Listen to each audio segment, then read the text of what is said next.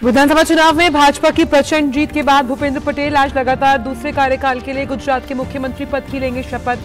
प्रधानमंत्री नरेंद्र मोदी और गृह मंत्री अमित शाह के साथ साथ भाजपा शासित राज्यों के मुख्यमंत्री भी होंगे शामिल। लगातार 7वीं बार भाजपा संभालने जा रही है गुजरात की कमान।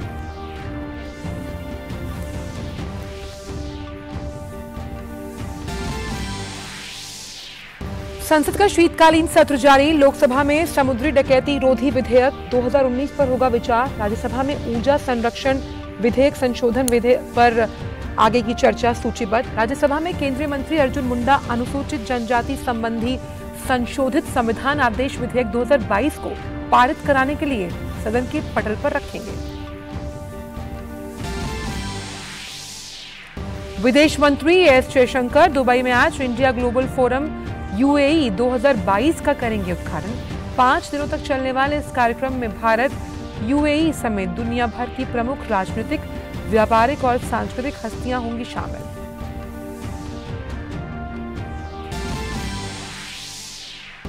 भारतीय महिला टीम ने दूसरे T20 मुकाबले में ऑस्ट्रेलिया को सुपर ओवर में हराया।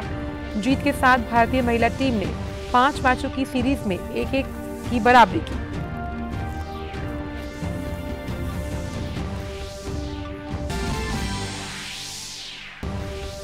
भारतीय महिला हॉकी टीम ने FIH नेशंस कप में जीत के साथ की अपने अभियान की शुरुआत। पहले मुकाबले में चिली को 3-1 से दी मात। दूसरे मैच में जापान के बीच और भारत के साथ होगा मुकाबला।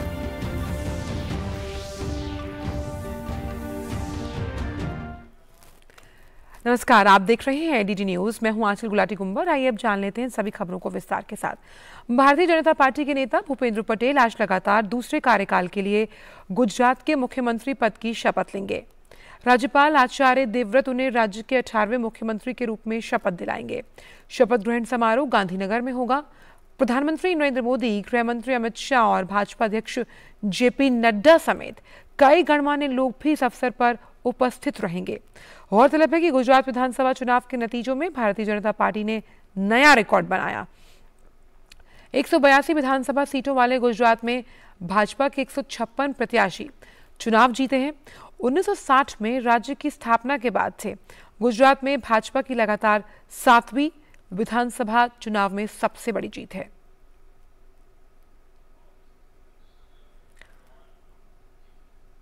भूपेंद्र पटेल रिकॉर्ड जीत के साथ लगातार दूसरी बार मुख्यमंत्री बनने जा रहे हैं। भूपेंद्र पटेल की गिनती गुजरात में बीजेपी के कद्दावर नेताओं में होती है। आइए एक नजर डालते हैं उनके सियासी सफर पर। तो पहली बार 1995 में नगर पालिका के सदस्य बने भूपेंद्र पटेल और यहां से हम कह सकते हैं उनकी शुरुआत हुई। 1995 से 96 तक मेमनानगर नगर पालिका के वो सदस्य रहे, सक्रिय रूप से काम किया। 1999 से 2000 तक मेमनानगर नगर पालिका के प्रेसिडेंट के तौर पर उन्होंने अपना कार्य किया।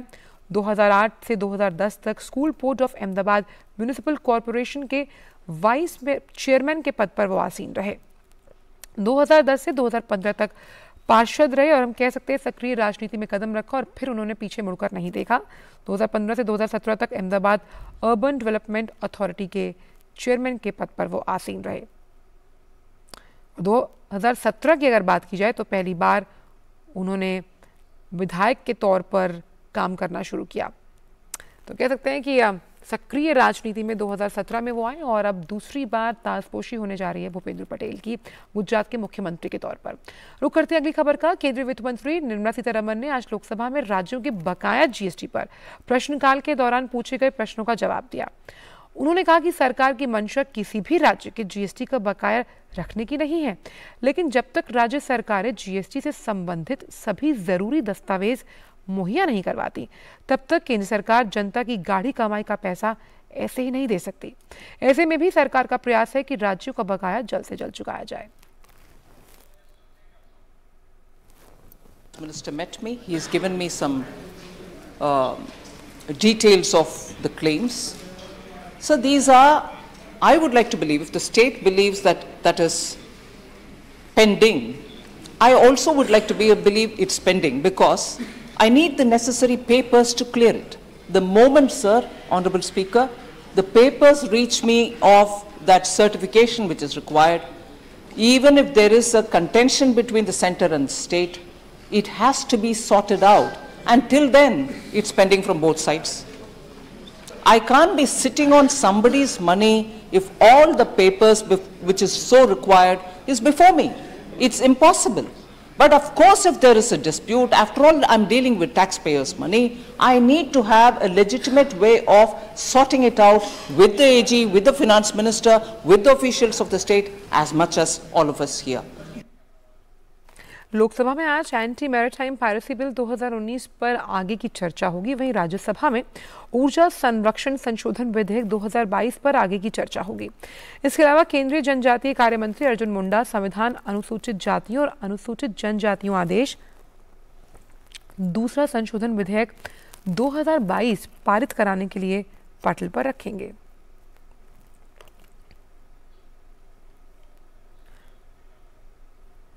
उत्तर प्रदेश के मैनपुरी लोकसभा सांसद डिंपल यादव ने आज लोकसभा में सांसद के रूप में शपथ ली। लोकसभा सीट पर जीत का रिकॉर्ड बनाने वाली डिंपल ने मैनपुरी की पहली महिला सांसद बनकर भी इतिहास रचा। बता दें कि मैनपुरी लोकसभा सीट मुलायम सिंह यादव की मृत्यु के बाद खाली पड़ी थी, जिसके बाद सीट पर उपचुनाव कराया गया। इस सीट पर 5 दिसंबर को मतदान हुआ था और 8 दिसंबर को मतदानों की वोटिंग हुई। 8 दिसंबर के दिन डिंपल यादव ने सीट से जीत दर्ज कर अपने करीबी प्रतिद्वंदी बीजेपी के रघुराज सिंह शाक्य को करीब 2.5 लाख से ज्यादा मतों से पराजित किया।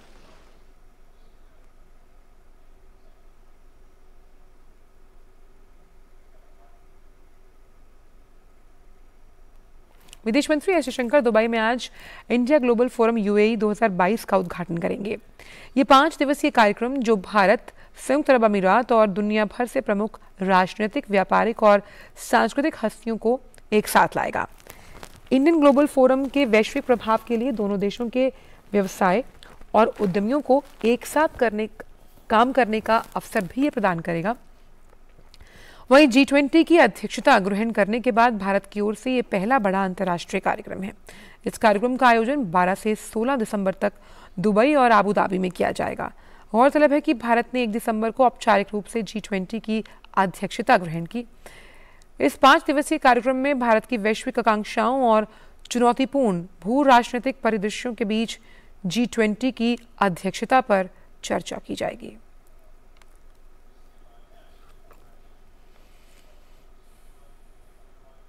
केंद्रीय मंत्री अश्विनी वैष्णव ने आज सुशासन पर बात करते हुए कहा कि प्रधानमंत्री नरेंद्र मोदी ने सुशासन को जन जन तक पहुंचाने के लिए एक डिजिटल ढांचा तैयार किया। उन्होंने कहा कि पीएम के नेतृत्व में जनता का सरकार पर भरोसा बढ़ा है।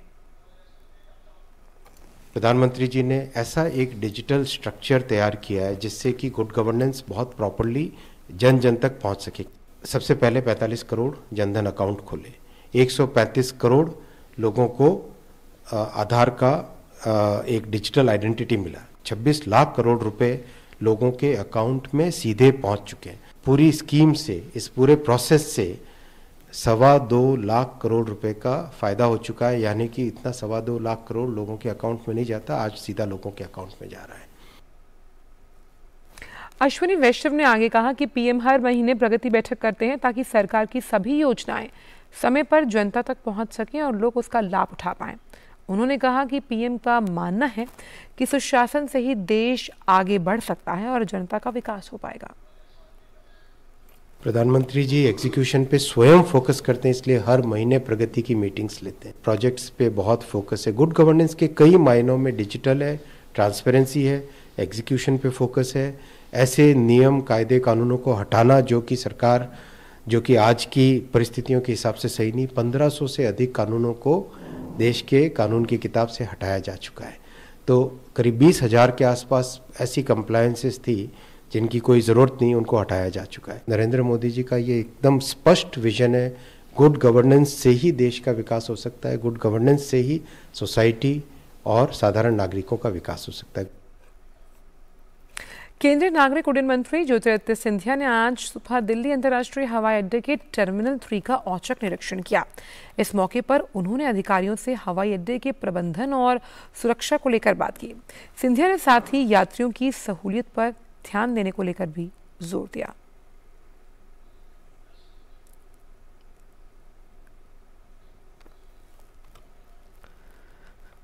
केंद्रीय सूचना एवं प्रसारण मंत्री अनुराग सिंह ठाकुर काशी के दौरे पर हैं। इस मौके पर उन्होंने बाबा विश्वनाथ के दर्शन किए और मंदिर में पूजा अर्चना भी की।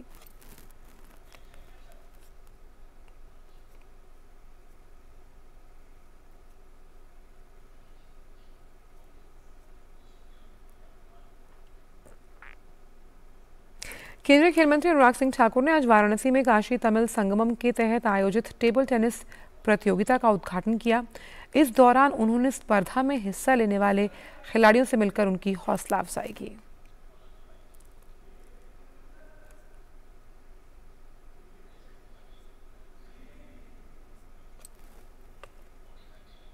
केंद्रीय खेल मंत्री ने इस दौरान कहा कि काशी तमिल संगमम से दोनों राज्यों के बीच कला, साहित्य और खेल को बढ़ावा मिलेगा। मैं देख रहा हूं कि आप सब में मैच खेलने के लिए बहुत उत्साह भी है। अधिकतर टीवी पर देखें तो येलो टी शर्ट आईपीएल में चेन्नई सुपर किंग्स की नज़र आती है, लेकिन यहाँ पर यूपी की टीम, यूपी के खिलाड़ी येलो कलर को सपोर्ट कर रहे हैं। इससे पता चलता है कि काशी तमिल संगमम में कैसे दोनों टीमों ने एक दूसरे राज्य के खिलाड़ियों का स्वागत भी किया है और भविष्य के लिए भी कला, साहित्य और अन्य क्षेत्रों में जैसे खेलकूद में भी काशी तमिल संगमम भविष्य में भी और भव्य होंगे। और ये शुरुआत में आप सबको जुड़ने का अवसर मिला। मैं आप सबको इसके लिए बहुत बहुत बधाई। न्यायमूर्ति दीपांकर दत्ता ने सुप्रीम कोर्ट के जज के तौर पर आज शपथ ली। भारत के मुख्य न्यायाधीश DY चंद्रचूड़ ने न्यायमूर्ति दीपांकर दत्ता को पद की शपथ दिलाई। न्यायमूर्ति दीपांकर दत्ता ने सर्वोच्च न्यायालय के कोर्ट रूम में शपथ ग्रहण की गई। न्यायमूर्ति दीपांकर दत्ता के शपथ लेने के बाद शीर्ष अदालत में न्यायाधीशों की संख्या 28 हो गई। सुप्रीम कोर्ट में जजों की कुल स्वीकृत पद 34 हैं।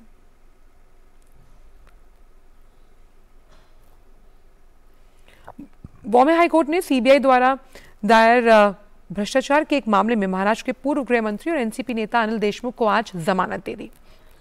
अदालत ने अनिल देशमुख को 1 लाख रुपए के मुचलके पर जमानत दी है। देशमुख को अपना पासपोर्ट अदालत में जमा करवाना होगा।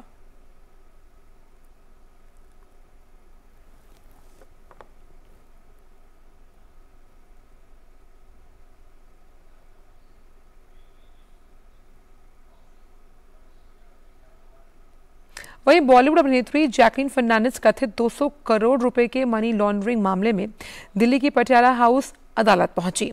अदालत आज मामले की सुनवाई कर रही है। जैकलीन के खिलाफ ईडी की जांच चल रही है। जैकलीन पर वित्तीय अनियमितताओं का आरोप है। उन पर सुकेश चंद्रशेखर से महंगे गिफ्ट लेने और मनी लॉन्ड्रिंग करने के आरोप लगे हैं। इससे पहले एडिशनल सेशन जज के मामले में जैकलीन को 2 लाख के मुचलके पर जमानत दी थी।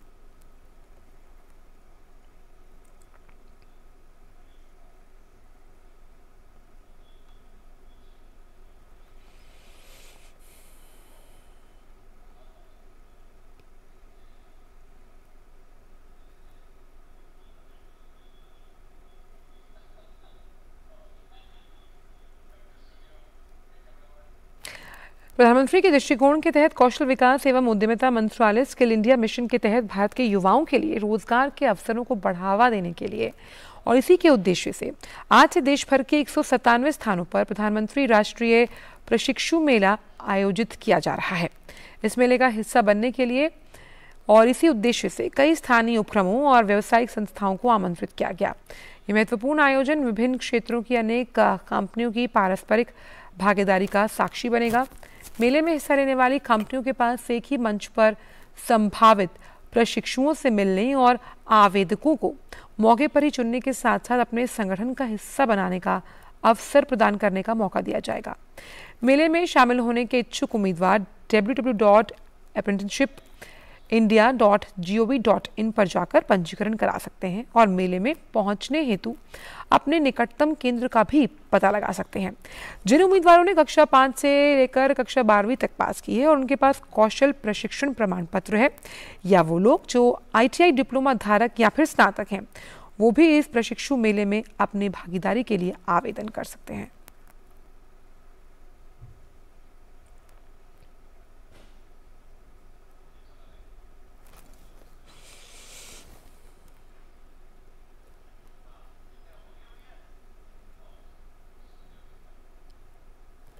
बिहार के मुख्यमंत्री नीतीश कुमार के बयान पर पलटवार करते हुए भाजपा ने कहा कि बिहार में कम सीट लाने के बावजूद नीतीश को भाजपा ने मुख्यमंत्री बनाने का काम किया।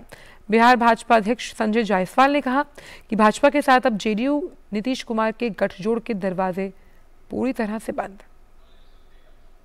नीतीश कुमार के बयान पर बातचीत करने के लिए हमारे साथ मौजूद हैं बीजेपी बिहार के अध्यक्ष संजय जायसवाल जी। संजय जी, नीतीश कुमार लगातार कुछ न कुछ कह रहे हैं, आप कह रहे हैं कि छोटे दलों को बीजेपी खत्म कर रही है। नीतीश कुमार जी जब केवल 3 सीट जीते थे तब हमने मुख्यमंत्री उनको उम्मीदवार माना था। जब वह 33 सीट जीते थे और हम 67 सीट जीते थे, उसके बावजूद उनको मुख्यमंत्री 7 दिनों के लिए बनाया था। तो उनकी उस समय भी यही जिद थी कि मुझको मुख्यमंत्री मानिए तभी हम आगे बात करेंगे, नहीं तो हम कोई बात नहीं करेंगे। आज भी वह विरोधी दल में यही कर रहे हैं कि मुझको प्रधानमंत्री मानिए तभी हम बात करेंगे, वरना का अर्थ यह है कि हम फिर पलट करके वापस भाग जाएंगे अगर हमको प्रधानमंत्री नहीं माना गया तो। लेकिन भारतीय जनता पार्टी इस बार किसी भी कीमत पर उनको नहीं लेगी। उनके पास आज भी बहाना मौजूद है। आप कह रहे हैं कि बीजेपी अब बिल्कुल नीतीश कुमार अगर आना भी चाहे तो दरवाजे बंद। बिल्कुल, हमारे माननीय गृह मंत्री जी ने पूर्णिया के मंच से इस बात की घोषणा की है और इसलिए मैं निश्चित तौर पे कह सकता हूं कि हम लोग किसी हालत में उनको नहीं लेंगे। पूर्णिया चुनाव में तो कई दल साथ भी थे जो इस गठबंधन का हिस्सा है बिहार में नीतीश कुमार की अगुवाई में, फिर भी बीजेपी जीत गई। उनके साथ नीतीश कुमार जी का नाम भी था और इसीलिए वो हार गए। अब उनके पास भी एक बहाना हो ही गया, जैसे पिछले बार 43 पे हमारे आए थे, कल को जब वह पलटी मारेंगे तो कहेंगे कि कुर्नी में राजद ने हमें धोखा दिया, इसलिए हम कुर्नी हार गए। बहुत बहुत धन्यवाद संजय जायसवाल। उनका कहना था कि अब कोई जगह नहीं नीतीश कुमार की बीजेपी में, और जिस तरह से वो बयान दे रहे हैं तो उन्हें बताना चाहिए कि उन्होंने बिहार में जो मौजूदा सरकार है उसके दौरान कौन सी उपलब्धि हासिल की है। कैमरामैन RK के साथ शैलेंद्र मिश्र, DD न्यूज, दिल्ली। और खबरों में अब देखते हैं G20 के आयोजन से जुड़ी तमाम बड़ी खबरें।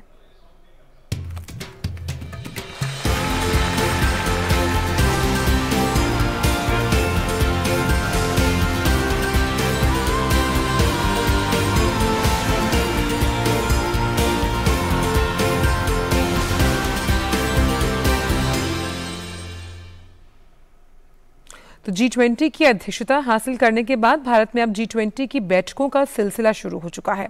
कल से बेंगलुरु में फाइनेंस ट्रैक की बैठक होगी, जिसमें G20 के लिए तय किए गए एजेंडे पर होने वाले खर्च के लिए पैसा जुटाने पर चर्चा होगी। बीते दिनों उदयपुर में हुई शेरपा की बैठक के बाद फाइनेंस ट्रैक के तहत G20 जो देश हैं वो वैश्विक स्तर पर 21वीं सदी की आर्थिक चुनौतियों का हल खोजते हुए नजर आएंगे।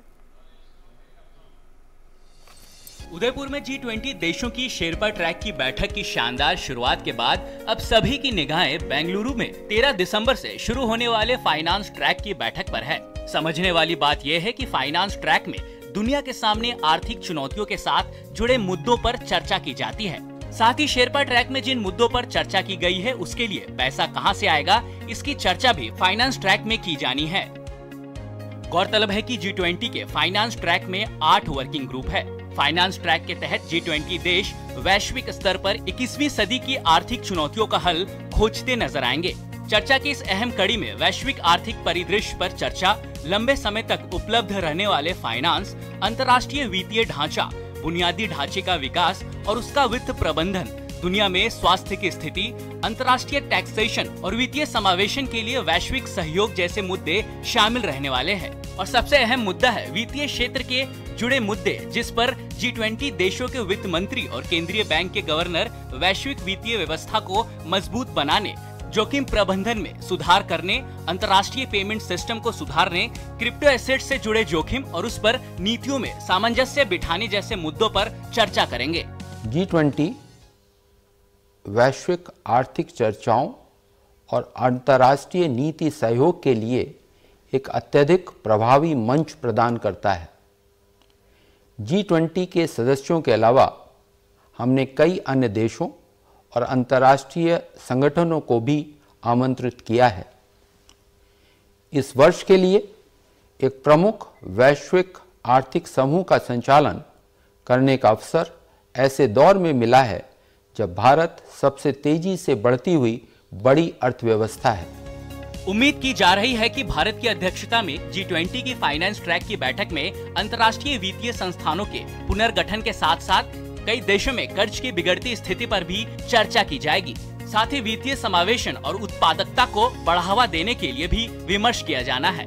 माननीय प्रधानमंत्री जी ने बाली G20 शिखर सम्मेलन में अपने संबोधन में ये कहा था कि आज इस बात की जरूरत है कि विकास के लाभ सार्वभौमिक और सर्वसमावेशी हैं। वित्त मंत्रालय ने G20 वित्त ट्रैक एजेंडा में इस विचार को आत्मसात कर लिया है।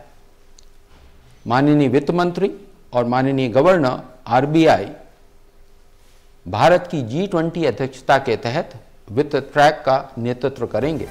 बैठक के साथ ही 21वीं सदी में वैश्विक चुनौतियों से निपटने के लिए बहुआयामी विकास बैंकों को मजबूत करने विषय पर पैनल डिस्कशन और ग्रीन फाइनेंसिंग में केंद्रीय बैंक की भूमिका पर सेमिनार का आयोजन भी किया गया है। G20 के फाइनेंस ट्रैक में चर्चा किए गए मुद्दों पर G20 के अंतिम प्रारूप में जगह दी जाएगी और इसलिए सभी देश 13 दिसंबर मंगलवार से बेंगलुरु में शुरू होने वाले फाइनेंस ट्रैक में वैश्विक मुद्दों की पड़ताल की शुरुआत करने जा रहे हैं। Ajay Mishra, DD news, Delhi. रुक करते हैं अंतर्राष्ट्रीय खबरों का। पाकिस्तान की सेना और अफगान तालिबान लड़ाकों के बीच चमन सीमा पर भारी गोलाबारी हुई। पाकिस्तान की सेना और अफगान तालिबान लड़ाकों के बीच ये संघर्ष तब शुरू हुआ जब अफगानिस्तान के सीमावर्ती शहर स्पिन बोल्डक में मोर्टार गिरने से कम 4 लोगों की मौत हो गई और 20 अन्य घायल। इसके जवाब में अफगान तालिबान लड़ाकों ने पाक अफगान चमन सीमा के पास हमला कर दिया। तालिबान लड़ाकों की तरफ से भारी गोलाबारी में 6 पाकिस्तान के जो नागरिक हैं उनकी मौत हुई, जबकि 17 लोग घायल। हमले में घायल लोगों को चमन अस्पताल में भर्ती कराया गया। उधर पाकिस्तान की जो सेना ने उसने बयान जारी कर कहा कि पाकिस्तानी सेना ने तालिबानी लड़ाकों को चौकियां बनाने से रोकने की कोशिश की, तभी दोनों में झड़प हो गई। उन्होंने कहा कि देखते ही देखते तालिबानी लड़ाकों ने पाकिस्तानी सीमा पर भारी हथियारों से हमला कर दिया।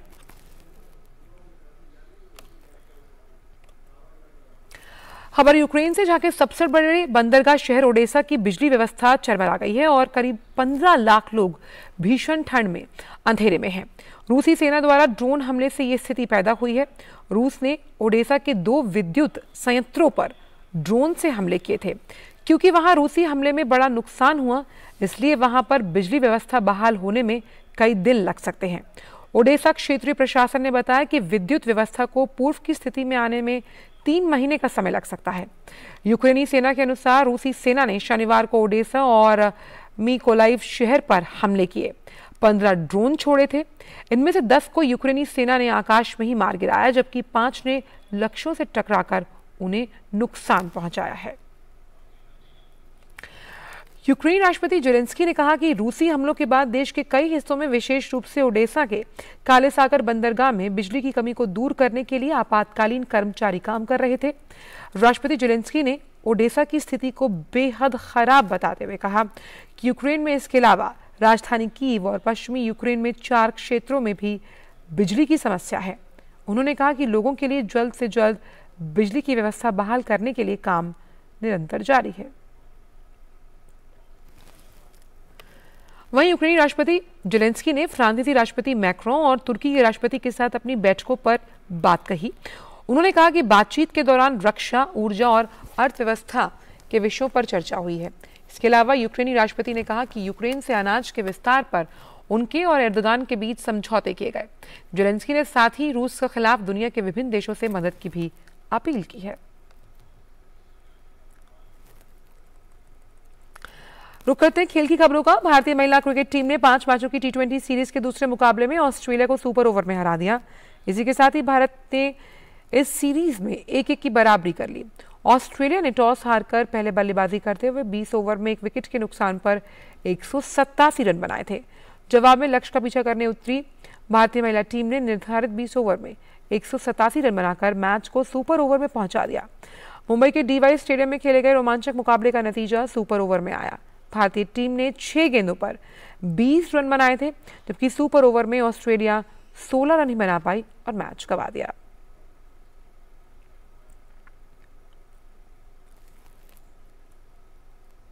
वहीं बात अगर हॉकी करें तो भारतीय महिला हॉकी टीम ने FIH नेशंस कप में अपने अभियान की शुरुआत जीत के साथ की। रविवार को खेले गए टूर्नामेंट के पहले मुकाबले में भारतीय टीम ने चिली को 3-1 से शिकस्त दी। पूल बी के इस मैच में कुमारी संगीता ने दूसरे मिनट में गोल कर भारत का खाता खोला, जबकि दूसरा गोल सोनिका और तीसरा गोल नवनीत कौर ने दागा। दूसरे पूल मैच में आज भारत का सामना जापान से। फिलहाल समाचारों में इतना ही। दीजिए इजाजत, नमस्कार।